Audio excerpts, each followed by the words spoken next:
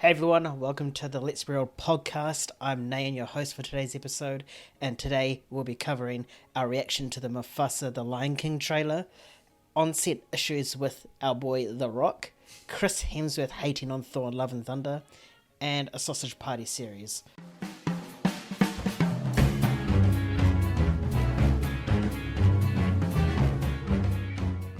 As always, I'm joined here by James, and let's get straight into it. Sit back, crack open a cold one, and enjoy the show. So, Disney's next live-action film is Mufasa, obviously a prequel to The Lion King, titled Mufasa The Lion King. It's directed by Barry Jenkins, who also directed Moonlight, which won a Best Picture at the Oscars, so a very well-acclaimed director as well.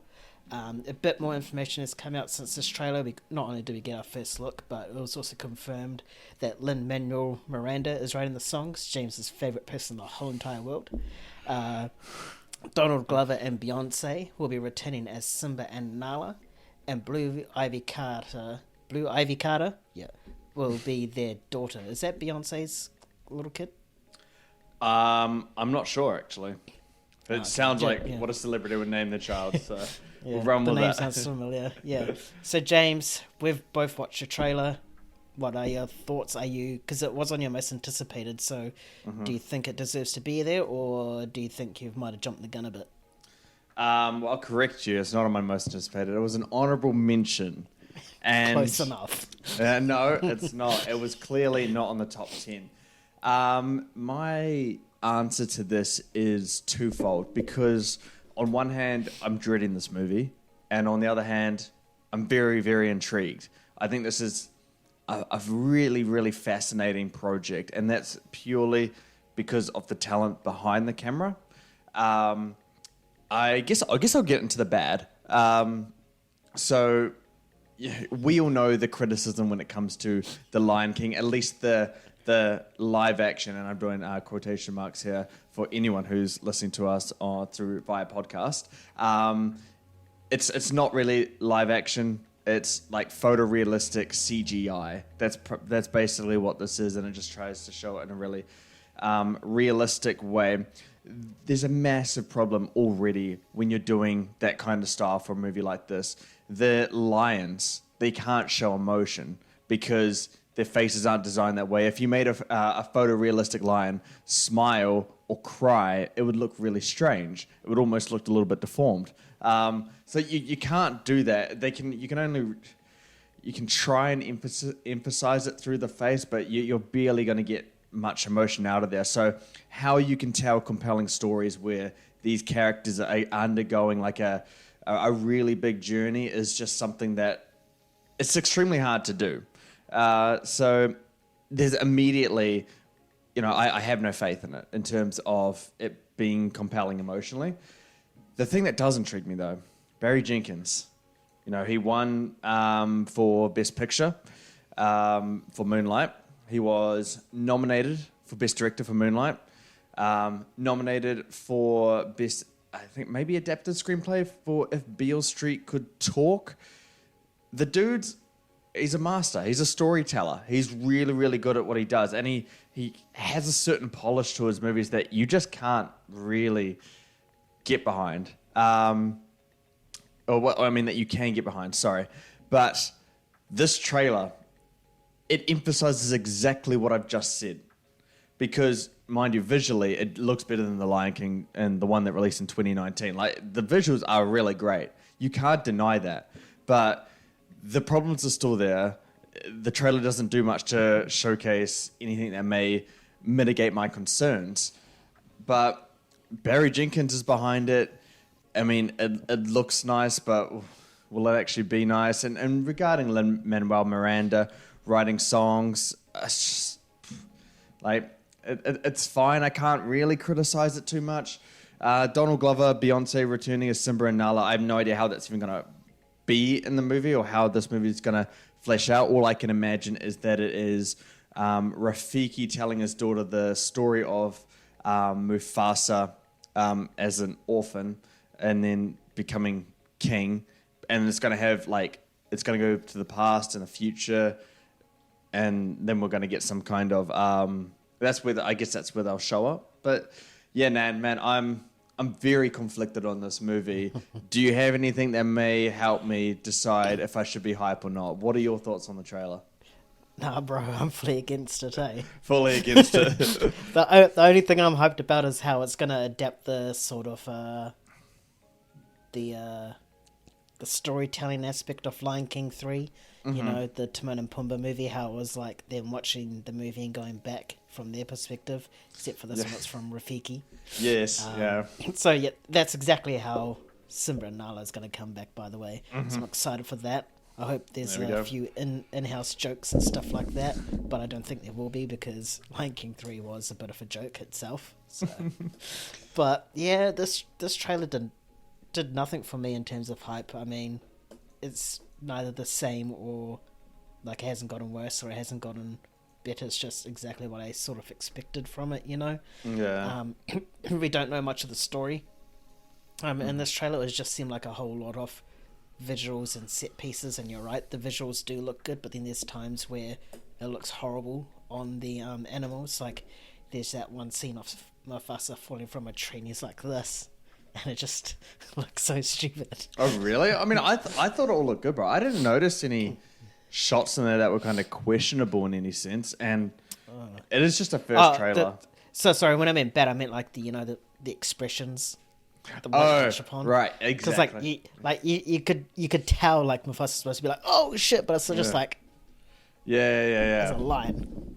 So, yeah, in that regards, not that much. I'm more excited for the, that Lion King 3 sort of storytelling, and maybe some of the musical set pieces. You could see a couple in there with like all these different bunch of animals in a circle and stuff like that. So I think what they'll do with animals in terms of musical set pieces will be interesting. But other than that, I'm not that excited. Not even for the director, because you've listed all of his credentials or his major credentials. Yeah. But the thing is that he's under the House of Mouse, Disney, and we know what they can do to acclaimed directors. They can absolutely water down that whiskey and make it taste like shit. So, yeah, it's just, I don't know.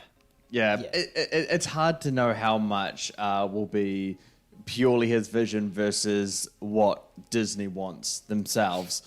But yeah, man, this it is fascinating. A part of me wants to stick to my gun and be like, no, I trust Barry Jenkins. I trust his vision, but the fact that it's done in this style again, it just really bothers me.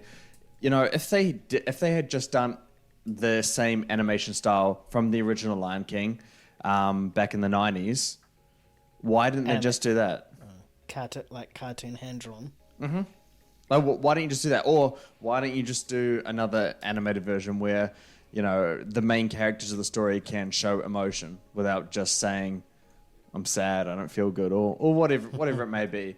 I mean, the reason why they're doing this, or the reason why they're allowed it at least, is because The Lion King that released in 2019 made a shit ton of money. So where do you see this movie in terms of the box office? Because it releases during that prime time of that Christmas, New Year's period where movies can have really long runs. Do you see it making big money again? $1 billion? Yeah. Unfortunately, it's sad. Just because of that second part of the name. It's not because of Mufasa. It's because of the Lion King. Everyone will go flock to the cinemas to see another Lion King movie. Half these people are idiots, and they'll probably, no offense, guys, but probably think that it's like a sequel or something, when actually it's not, because obviously Mufasa died, so it's obviously a prequel. Yeah. But yeah, I'm completely agreement with you. It should have been an animated feature at least. I think they would have gotten a bit more money out of it. They could obviously save a lot on their budget from the live action. I don't know the exact cost, but I assume live action is a lot more expensive than animation. Yeah. Might be wrong. If you're an animator, let me know in the comments. But this is what I think right at the moment. They could save so much budget on that and, just make a real big profit if it was animated, because they'll probably end up getting just as much, if not a little bit more. Yeah. If it was animated. Yeah, I mean, I think $1 billion is essentially a lock for someone like this. It's already getting like really good traction in terms of social media engagement, which is obviously a quite encouraging sign when it comes to predicting box office. So, yeah, it's going to do big business, man. There's nothing we can do to avoid it. The only thing we can do now is just pray that there's no live action Lion King movies from here on out. But I stick to my guns with this one, dude. I'm cautiously optimistic. I trust in Barry Jenkins. I don't trust in Disney. We'll see what the end result is. All right, we'll find out at the end of the year. You guys at home, let us know if you've seen this trailer. Are you excited like James, or are you unexcited like me? If you know my question in regards to what's more expensive, animation or live action, let me know. It's a good little educational thing that a lot of people should and could know about. So let us know in the comments down below. Alright, probably the biggest news to come out of this past week is in regards to everyone's favourite actor, Dwayne "The Rock" Johnson. You know, he has been filming a film called Red One. It also stars, what's his name? Chris Evans, and it's a Christmas movie with Santa in it. I don't know the exact plot details. Santa gets kidnapped, and so an elf goes to save him. That's the plot. Okay, so it sounds stupid. But anyway, this film's already been delayed, and we now somewhat know why. So it's been reported that The Rock would show up 7 to 8 hours late regularly. On days that he's supposed to shoot, on days that he's also supposed to shoot, he would miss out on that day. He would just not show up, so that's a day lost in production. And when he is on set, to save time, he would pee in a water bottle and give it to a producer or a cast member or someone, and they would have to go dispose of it. So the budget for this film is $250 million. And apparently, because of all these delays and all these issues with The Rock showing up late and peeing in water bottles, it's added another $50 million to the budget of Red One. I don't know if that $250 million is inclusive of that 50, or if it's going to be 250 plus another 50. If it is plus another 50, $300 million for a Christmas movie that is going to probably bomb hard is absolutely absurd. So James, what do you think? Do you think this is just hearsay at the moment, or do you think it's something that Rock can actually do? Because he does appear to be like a genuinely nice guy, like on screen and behind the cameras and stuff like that. Like, it's a known fact. So hearing all of this just sort of shocked me a little bit, but then also didn't surprise me. Did you have the same sort of feelings?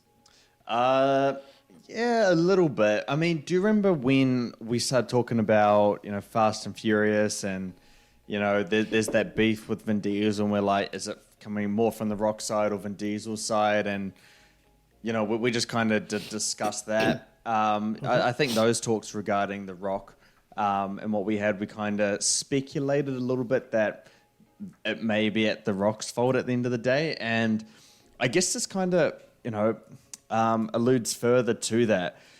But let's just put it in the perspective for you, Nan, for anyone watching right now. If you did this at work, if you were working hard at your desk and you're peeing in the bottle and just putting it right beside you, just to save time so you keep working, you're really focused on your job, really good at what you do, is that okay? Would you be, fired or let go, or written warning or whatever it is? If you showed up 7 to 8 hours, if I showed up 7 to 8 hours late for work, everybody would be going home. That's not lateness. That's skipping days. 7 to 8 hours, it doesn't make sense to me. But yeah, like if you read that report, man, there is a history of this from multiple different insiders that aren't really coming forth in terms of being identified. They are being anonymous, and it's clear that they are, I guess, putting themselves in a position of risk to divulge this information to everyone here. But I do think there is some legitimacy to these claims made against The Rock. I think there is a history of it, and I think it's coming to light now. In terms of what I think about him doing this, is that it's something that the industry does need to crack down on, because adding 50 million to a movie and I guess playing a part in its delay is extremely significant. And if there's a pattern of this, then why would you ever want to employ that kind of person? It just doesn't make sense to me. I guess at this stage, it is just, he said, she said kind of thing.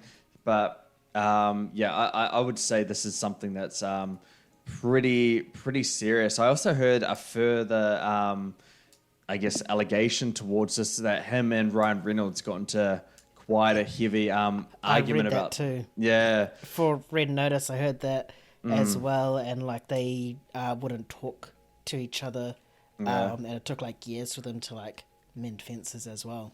Yeah. And we're hearing reports that he's been late to like fan events at WrestleMania, all that kind of stuff. So yeah, there's all this stuff going on with him, and he needs to I guess put it together, because the Rock has a very great legacy. I don't think any of us can deny that. I give him a ton of shit because he plays an extension of himself in every movie that he's done, and until A24's The Smashing Machine, where he plays a UFC fighter, and it's directed by Benny Safdie, I haven't seen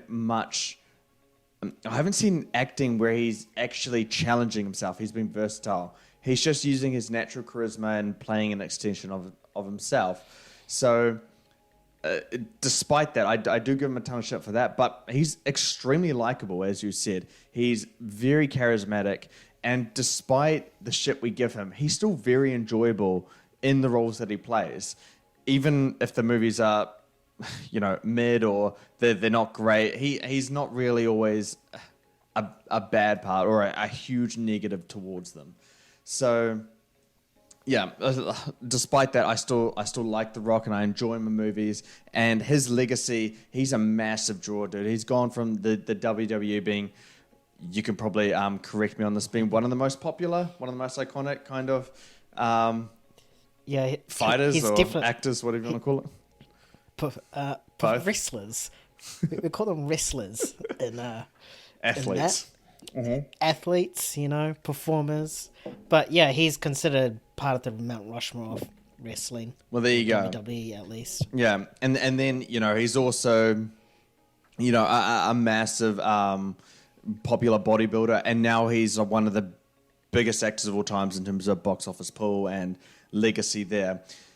He doesn't want his legacy defined by this report that we're seeing right now. So he either needs to clearly address these issues, or there needs to be something, a follow-up to this, where we can actually kind of, get some clarity on this and see, because I can see this being, I guess, a rabbit hole for him, and he's just going to dig himself a deeper grave at this point. So, yeah, I mean, I just hope there's more clarity to it, and that he can, I guess, not do this stuff. Is, I guess, what do you think about this? Yeah, it did catch me a little bit by surprise when I saw this, but then also I'm not surprised because of all the stuff that we could see, like how becoming like a little bit of a pattern there, right? Yeah. Yeah. So it surprised me, but not at the same time.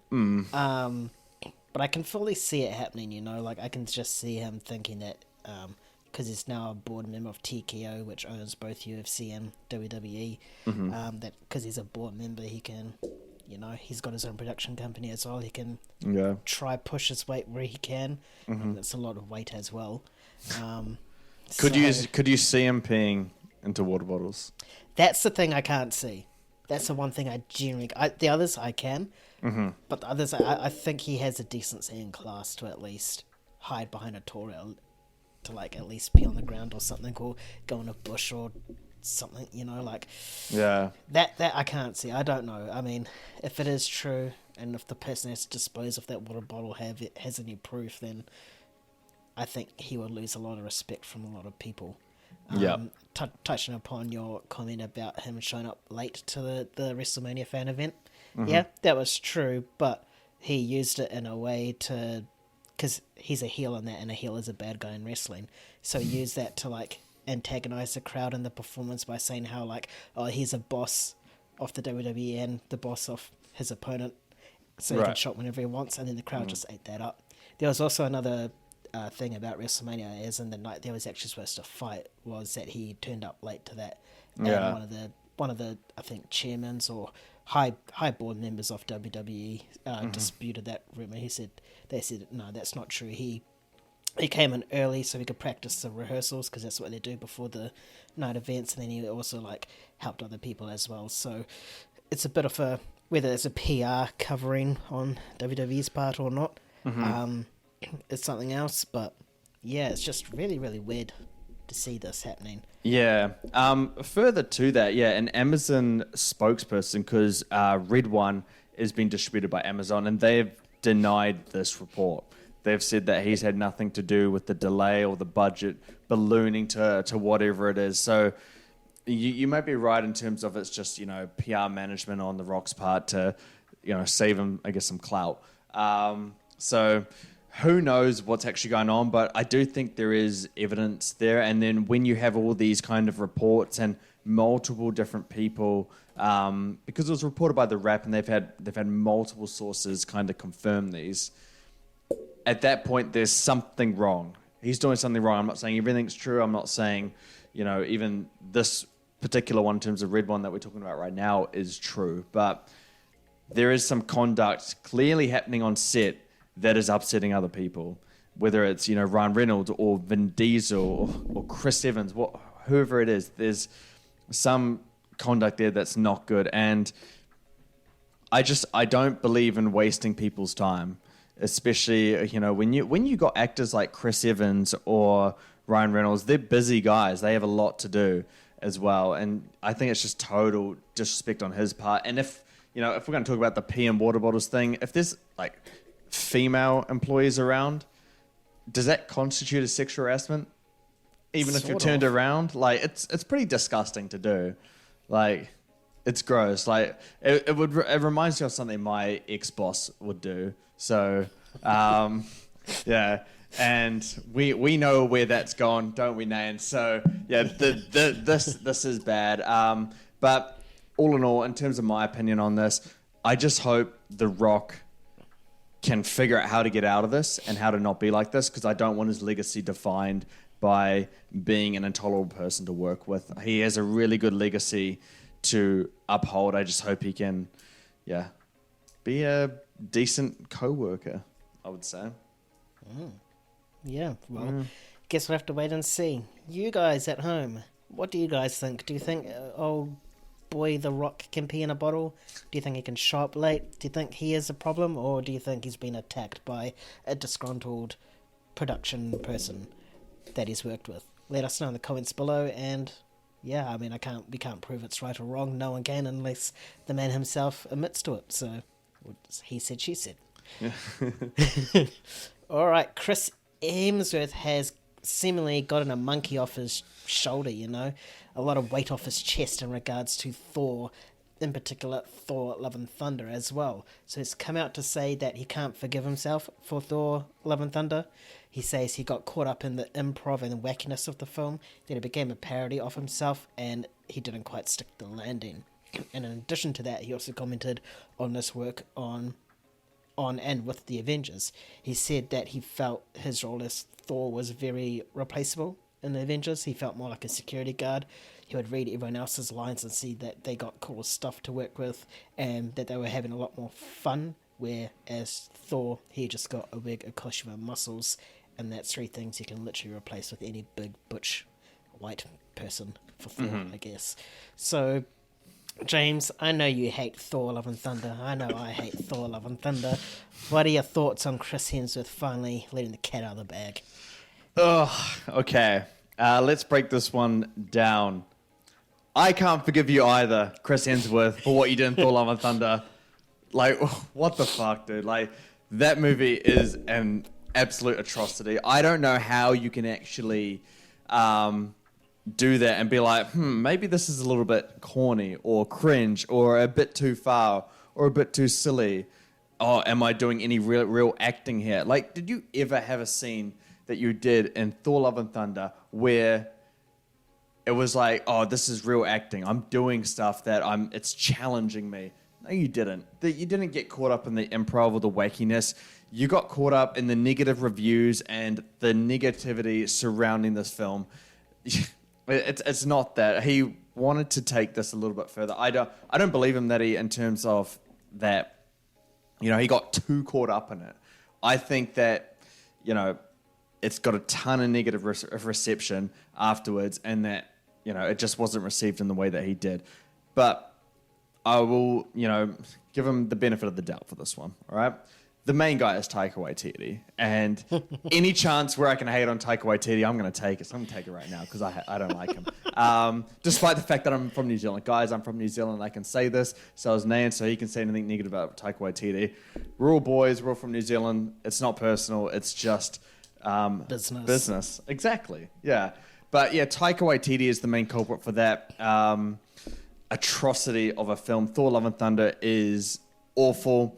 It made a complete mockery out of the character of Thor. It made a complete mockery of the development that Thor had got, which is why, going to what he was saying about the Avengers, I completely disagree with. In terms of Avengers Infinity War, Thor is one of the most important characters to that film. And like, he was reading everyone else's lines and they got cooler stuff to work with. Dude, you worked at, what did he do? He formed a hammer from the sun or a dying star or something like that, right? I assume that his comments is in regards to the first two.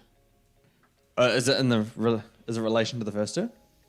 I assume it's not confirmed. He just says the Avengers. So I'm just assuming it's the first two because those are the first two where he does sort of seem like a guy that can just be replaced. Okay, in that sense, yeah, but it's... Okay, he has to specify that because if we're going to say the Avengers, we're going to say all four of them. And I can kind of see that in the second Thor. The first Thor, it's involving Loki, his brother. He has a direct emotional tie with the villain. So, no, he has much more to work with than, say, Hawkeye, than Black Widow. Easily starting there. Avengers 2, he kind of takes a back seat, but... these are massive crossover movies. Someone has to take a backseat in some of these kind of films. Avengers Infinity War, he's one of the coolest entrances in any comic book movie ever. So I don't know where he's going with that. He's also the first Marvel character to get a fourth film. Those comments are completely unjustified. I completely disagree. I completely disagree with everything that he's saying here. But overall, no one can forgive you for what you did on Thor 4. And the fact that you're getting a fifth movie, this is your chance to make redemption. Make redemption, all right? In the character at Thor 5. I'm done with Thor. I can't do... There's been 3 bad Thor movies. I loved one of them. But just at least redeem yourself and get out while you still can, dude. That's all I got to say for that one. Yeah. If Thor 5 is just as bad as that, where it's like that he falls into the improv and wackiness. Oh, worst character in MCU history, easily, easily. Yeah. And then we also know that all his comments right here is just absolute bullshit as well. 100%. Which is now what? When did it come out? 22? Mm-hmm. 2 years too late. Yep. He probably should have addressed it. Maybe not straight away because that would ruin box office runs, but at least once it left theaters, just like, oh yeah, I fucked up. Thank you for the money. Yeah. Sort of thing. Mm-hmm. But yeah, I'm with you. I don't really buy into him saying he can't. Actually, I can. He did a bad job and he's an idiot for even reading the script and agreeing to it and not challenging it. Yeah. But hey, he can improve on it with the next one, and I guess all eyes will be on him for Thor 5 to see what he can do. Hopefully Taika's not directing it because he's not. Yeah, at least from what I've heard, Taika will not be directing it. And we're going to see if it's Thor, Chris Hemsworth, or Taika. Yeah. I think we already know the answer to that. We sure do. But he's a professional actor. He's been doing this for over a decade now. How do you get caught up in the improv and wackiness? I don't know. Maybe it's you have a really good friend that you can just goof around with, and maybe you saw that in Taika, and so he just decided to bring that onto set, not realizing that it's his actual job, and so he just got caught up in the fun and the wackiness that it was to work with Taika and that crew. Yeah, I just forgot that he had a job.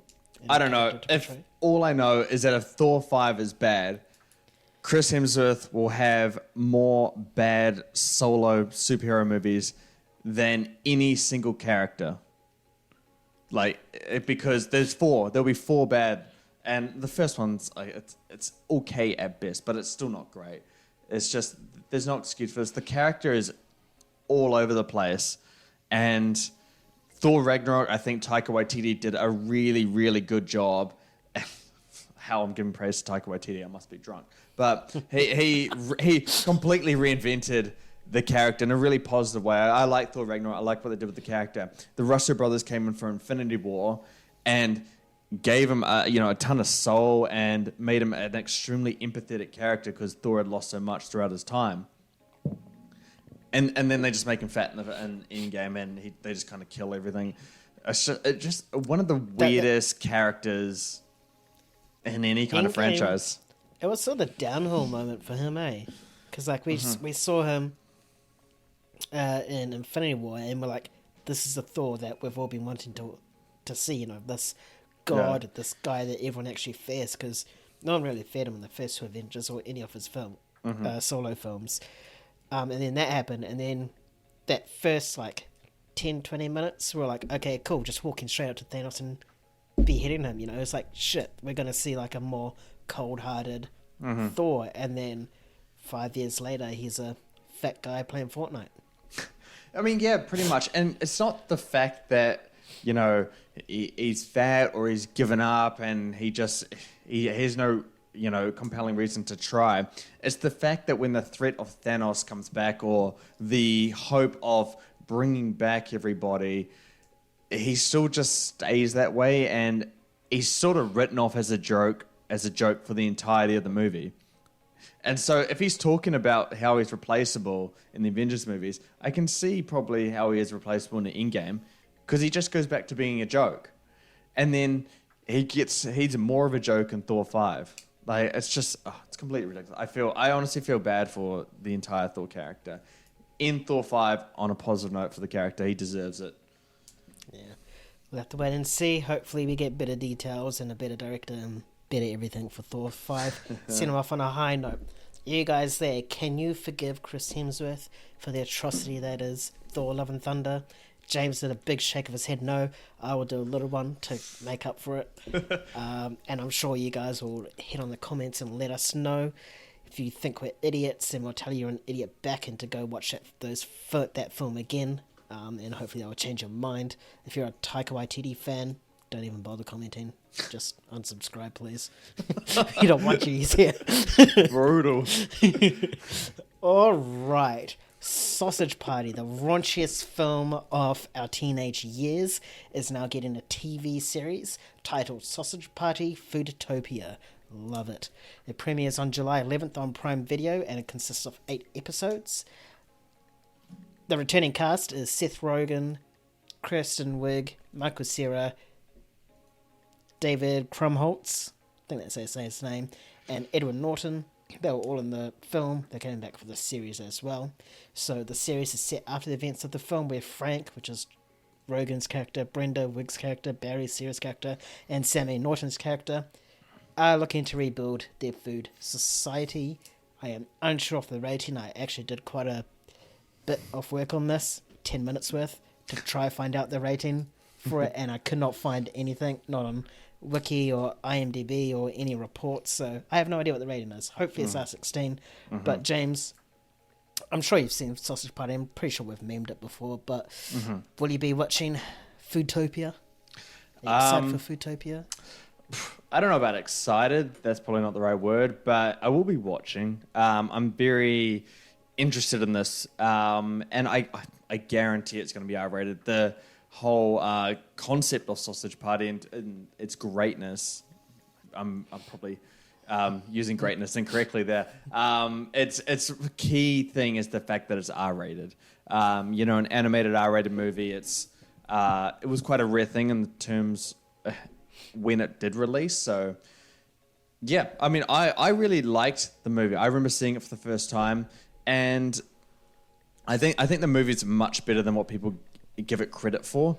A lot of people didn't like it in terms of the casual movie-going audience, but I remember it being received quite positively by critics, and that was because Sausage Party did a lot more than what we ever expected. We were going into this movie thinking it was just an R-rated comedy movie about food, in the supermarket. It actually explored quite a few different concepts in that. And I think the key concept it did, quite explore is religion and the idea of God and how we view it and how we can testing faith, all that kind of stuff. I actually found it quite interesting how it did that stuff, as well as being the R-rated animated comedy that we wanted. It had some really raunchy moments in it, especially I think it's the last scene in that where they kind of have the food orgy. Yeah.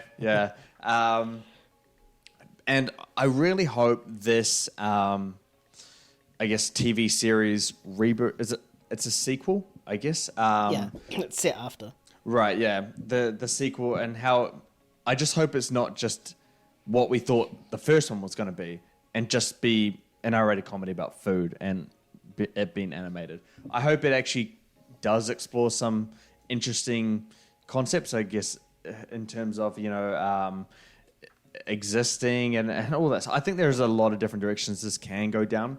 I hope it does keep the R-rated, raunchiness to it. But I don't have faith for this too much because have you seen Ted? I think it's on series. Yeah. Nah, I haven't. No, so I watched that. It was on one of the, I guess, Australian streaming services, but I think it's Paramount Plus specifically. And it was okay, but it was clearly like, just using the IP to create a TV series. There was not much purpose for it. It was just, another TV show using the IP of Ted. But and I think that's exactly what's going on here. It's just Sausage Party using the IP that's already established, and it's just going to create something new. I don't think there's actually like a reason for the story to be told, but I don't know. Maybe there is, because at the end of Sausage Party, I don't know if you remember, but it felt like it ended on like a little bit of a cliffhanger. It felt like we were going to get another one, and I've been surprised that there hasn't been since this release in 2016. So I think there's some good potential in this, especially if it kind of follows the footsteps of the first one. But yeah, when you get a hit movie going to a TV series on a streaming service, it's hard to have some confidence in that. What do you think? I don't remember much of the film. I do remember the food orgy because that was a big topic to talk about as a teenager back then, because we're all idiots as teenagers. But yeah, I'm I wouldn't say excited, intrigued for this TV series. I'll probably definitely watch it somehow, some way. I'm pretty sure Amazon's available here. In fact, it is. Don't even know why I question myself on that. It is. So yeah, I know that you said that you want something not so close to the film, but I can fully see this being exactly like the film. It's going to be stupid. There's not going to be that much heart or anything to it. It's just going to be dumb fun, and I think that's what we need nowadays. With what's going around in our lives in the world is just dumb fun, and what better way than food giving us that form of dumb fun in some raunchy way, So yeah, it's good. I also like how pretty much all the main cast is returning, because sometimes there's always that one cast member or two that doesn't want to do it, and their voice just doesn't seem fit right. So it's nice to see that everyone is on board for this. That's another huge wraps, and I'm excited for that. So yeah, it's July 11th. Man, the June-July is going to be big for Prime. I assume it's Amazon Prime. Yeah. Because you got The Boys coming out in June, and then this as well. So it's pretty big, and Fallout's just finished for them as well. So Amazon Prime is doing really well for TV series. Hopefully this is good. Yeah, hopefully it adds something quite significant to the gallery. I mean, yeah, just touch upon what you said there. The fact that the original cast has returned, it gives me a little bit more faith. We see a lot of these things where, particularly voice casts, they don't come back for the original. I have one on the tip of my head, but I can't think of the name, where they redid it and the original voice cast isn't a part of it. But yeah, the fact that they are returning does give me some hope. But yeah, man, and in terms of TV, bring on June and July. Like, hell yeah. Like we have House of Dragon as House well. Dragon, The Boys, The Bear, Sausage Party. I forgot about that. Yeah, I swear there's another one, but 3 or at least 3 heavy hitters, and sausage parties are nice. Closer for that. Some good dessert. Ah, hey. Ah. That's a pun I'll get on board about, because it's about food. You finally got me. I'm too good. All right, what do you guys think about Sausage Party Foodtopia? Do you want to be part of this Topia of food? Are you excited for it? Do you think it's going to be what? You think it's going to be raunchy? Do you want it to be raunchy? Let us know in the comments below. Keep it PG, keep it M-rated. You know, we don't want comments about a sausage sucking off another sausage or something like that. You know, keep it classy. I know it's a raunchy topic, but keep it classy. All right. No sausages, guys. No sausages. Just pee in a bottle. No. That's only if you're The Rock. All right. That will do us on today's Let's Real podcast. Hope you've all enjoyed today's show. We did get a little bit silly at the end, but that wouldn't be a Let's Be Real if we didn't get silly at some point. Be sure to like and subscribe and comment on our channel. You'll be doing us a big favor, and we'll love you and appreciate you so much for doing it as well. And be sure to head over to Instagram and X and flick us a DM about any ideas. If you want us to talk about, I don't know, films that you want to see be made, we can fan cast it for you. If you want any characters that you think want to be fan casted, we can do it for you. Any segments, James has his box office pie segments and his Victor of the Picture, and I've got my little games whenever I can think of them. If you have any game ideas, let us know. You'll be doing mainly me a favor because I'm not that creative. So any help is appreciated. So yep, and if you don't like watching us, I forgive you. Not like Chris Hemsworth, because I don't like watching myself either. So head over to Spotify or wherever you pod from and give us a listen. Just search Let's Be Real on there and you can catch up on the fun on there. Thanks everyone for tuning in today. We'll catch you on the next episode. We are Movie Games and we will see you later. Peace.